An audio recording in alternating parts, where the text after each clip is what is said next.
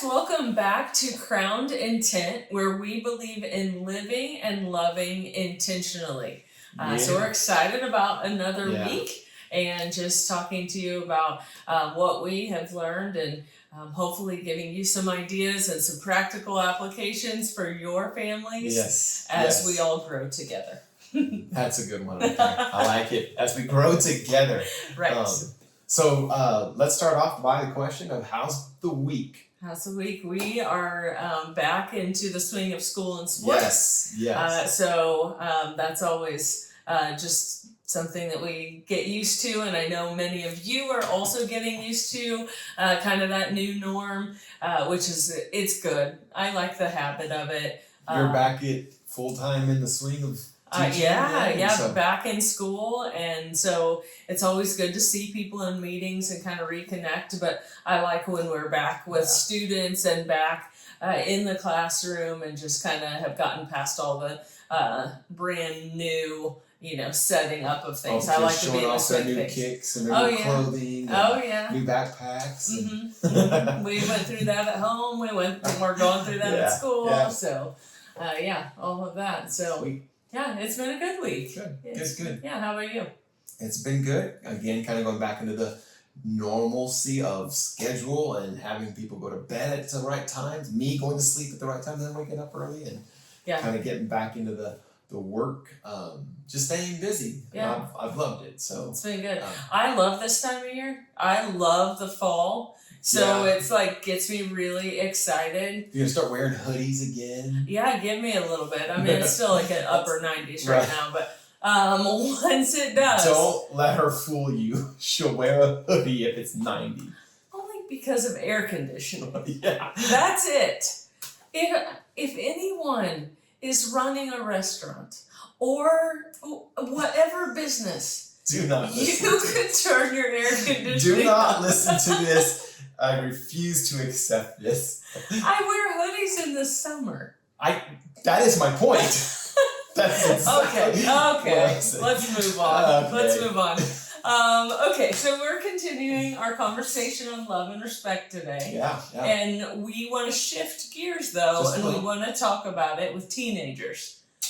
Wow. So that is one thing that now we are walking through it with our own kids, with our own children. But it's been really helpful to already have that basis in our own relationship of love and respect, and really putting a priority on that. And I feel like it's helped us maybe manage some things with teenagers. So don't you? So kind of what we're doing right now is really kind of teaching them how to recognize love on one side and also the other side, the respect side. So that's what we're walking through right now and how we do that with our own. Yeah, so that's been really good. I think one of the big parts is just teaching teenagers how to recognize what love and respect might be in their relationships. Because that might not be language that they've really thought of, especially when you kind of cross over from little kid from younger to teenager, and you're really a young adult, you're really a young man. I mean, it's vital or a young to teach woman. them that. Yes, it's vital to teach them, and really kind of getting them set up on a very good starting position, so that they're understanding and seeing. I'm going to say it this way.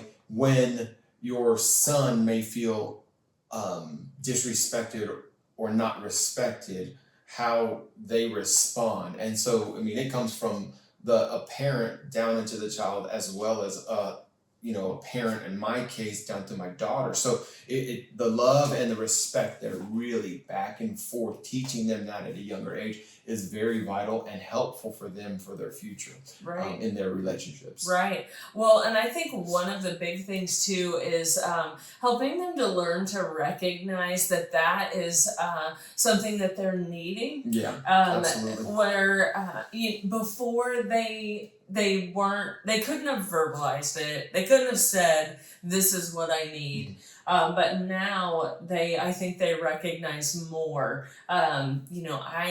I feel the need to be respected, or this is why I'm upset is because I'm not feeling respected or I'm not feeling loved right now. And so we have those conversations quite often. Yeah, regularly. In our home. Yeah.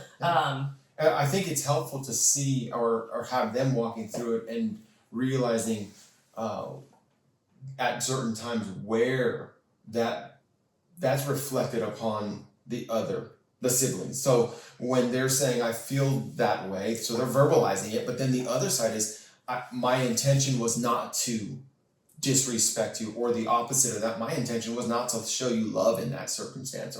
And so just very, very key. I mean, very key for us right now, especially again in this time of our season of life. Right. It's been really good. And I think that one of the things that we've really tried to do with our kids is help them to recognize maybe their brother or sister's need for something. So for example, I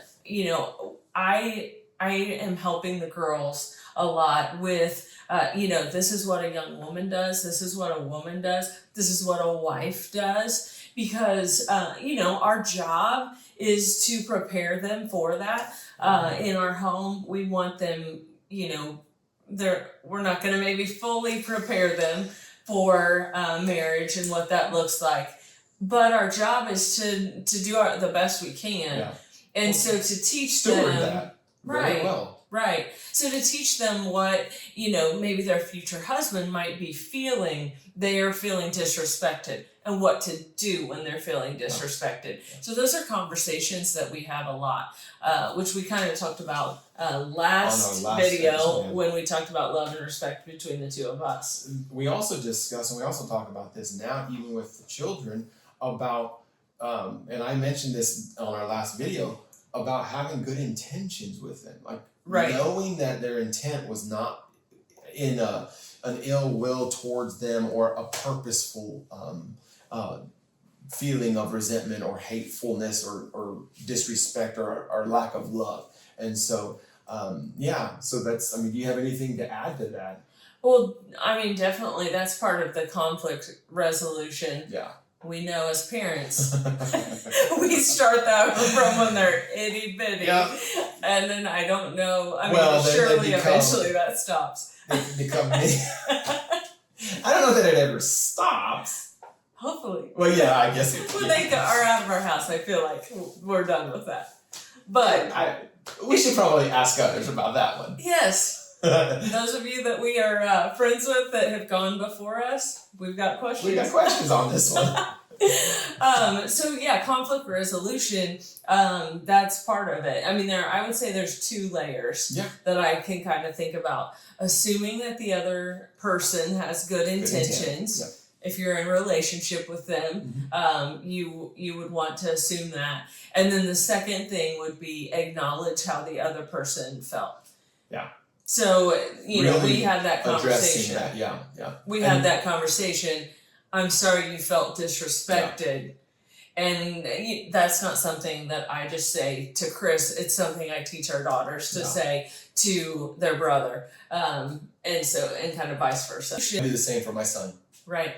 So, I feel like teaching them that at a young age, teaching them to recognize their need for respect or love, and to then teach them how to navigate that. Yep. When there's been miscommunication or there's been, some sort of conflict. There will be miscommunication. It will happen.